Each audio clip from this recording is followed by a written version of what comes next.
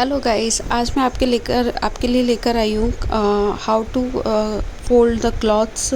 कपड़े फ़ोल्ड करने का एक बहुत अच्छा तरीका कि आप अगर कहीं सफ़र में जा रहे हो तो आपके कपड़े की फ़ोल्डिंग खुले ना, ख़राब ना हो कपड़े और कम जगह में आपके कपड़े आ जाएं। इस तरीके का मैं लेकर आई हूँ। सबसे पहले अपन जीन्स को करेंगे। जीन्स या पैंट दोनों का आप इसी तरीके से कर सकते हैं। जीन्स का या पैंट का आगे वाला जो पार्ट होता है उसे फ़ोल्ड कर देंगे और इस तरीके से 3 टाइम्स फ़ोल्ड करने के बाद एक साइड को फ़ोल्ड करेंगे। इसी तरीके से दूसरी वाले पार्ट को भी 3 टाइम फ़ोल्ड करेंगे। आप चाहो तो इसे 4 टाइम फ़ोल्ड करके और छोटा कर सकते हो, पर 3 टाइम वाला मुझे सबसे बेस्ट लगता है। और इस तरीके से देखो कितनी छोटी पैकिंग आपकी जीन्स की आराम से हो गई है और बिल्कुल ख़राब नहीं होगी। कहीं ऐसे नहीं कि कहीं सल पड़ जाएंगे। अब मैं आपको टी शर्ट की दिखाती हूँ। टी शर्ट में देखो आपने इस तरीके से कर लिया। पहले वन साइड से फ़ोल्ड करेंगे।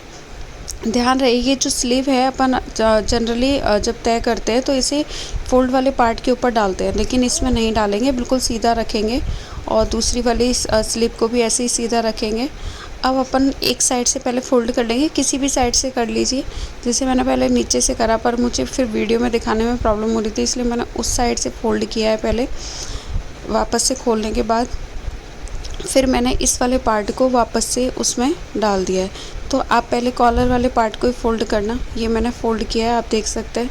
और उसके बाद मैंने ये वाला पार्ट, ये जो स्लीव है इसमें बीच में स्पेस रह जाता है, उसमें डाल दिया है। इससे क्या होगा, आपकी जो टी शर्ट है वो खुलेगी नहीं। आप बैग में पैक कर लीजिए, चाहे किसी में पैक कर लीजिए, चाहे आप घर में भी अलमारी में रख रहे हैं तो अलमारी में कपड़े इधर उधर करते हैं, दूसरे कपड़े निकालते हैं तो तय खुल जाती है। लेकिन इस तरीके से आप तय करेंगे, फ़ोल्ड करेंगे तो आपके कपड़े खुलेंगे नहीं। देखो कितनी अच्छे से पैक हो गई है। अब यह बिल्कुल भी खुलने वाली नहीं है, आराम से इसी तरीके से रहेगी। आप अलमारी को में कितने भी कपड़ों को इधर उधर कर लीजिए, लेकिन इनकी फ़ोल्डिंग नहीं खुलेगी। अब मैं आपको बताती हूँ पजामा को फ़ोल्ड करने का। पजामा के लिए सबसे बेस्ट है क्योंकि आप बैग वगैरह में रखते हो तो उसमें क्या होगा कि आपको बहुत कम स्पेस में आप अपने कई सारे कपड़े रख सकते हो। ये देखो मैंने आराम से इसमें बस फ़ोल्ड कर लो। आपको जितना छोटा पैकिंग चाहिए उतना ही कर सकते हैं। और ये ऊपर का इलास्टिक वाला पार्ट है, उसमें इसको अंदर डाल देंगे और ये आपका हो गया फ़ोल्ड। और आप देख सकते हैं अब इसे कितना भी उछालो कूदो लेकिन ये खुलेगा नहीं, अच्छे से पैक हो जाएगा। तो आप इस तरीके से अपने कपड़ों को फ़ोल्ड कर सकते हैं। इसको और छोटा भी कर सकते हैं आप चाहो तो। जैसे मैंने ये इतनी चौड़ी की है, आप इसे थोड़ा सा ज़्यादा फ़ोल्ड करने के बाद से थोड़ा और छोटा कर सकते हैं अगर आपके बैग में कम जगह है या थोड़ी मोटी जगह है। ये देखो ये मैंने और छोटा करने की कोशिश की है इसको। ये अब मैं इसको इसके इलास्टिक के अंदर डाल दूँगी। ये मैंने डाल दिया है और अब देखो ये और भी छोटी पैकिंग हो गई और कितनी फिनिशिंग से पैक हुआ है।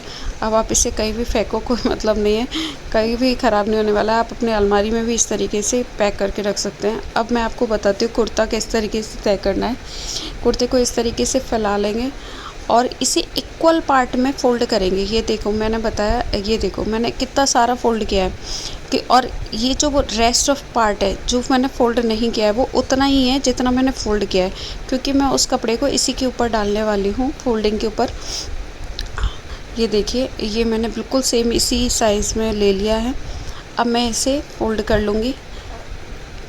अब मेरे को बस सेम वही, इसको आराम से फ़ोल्ड करो और आगे वाले पार्ट को इसके अंदर डाल दो, जिससे कि एक बार और फ़ोल्ड कर लो। अगर आपको ऊपर वर्क है या ऐसा कुछ है कि दिखाना है तो आप एक 1 टाइम ही फ़ोल्ड करिए, नहीं तो 2 टाइम फ़ोल्ड कर लीजिए और इसके अंदर डाल दीजिए। ये आपका हो गया कुर्ता पैक। और अब इसे भी आपका बिल्कुल कुछ नहीं बिगड़ेगा, आप कहीं भी रखिए। इस तरीके से आप अपनी अलमीरा में अगर कपड़े रखते हैं तो सबसे बेस्ट ये होता है कि आप कोई सा भी कपड़ा निकालो, पहले वाला कपड़ा ख़राब नहीं होता है। Thank you. तो गाइस मेरे इस तरह की वीडियो पसंद आते हो तो please like share subscribe. Thank you.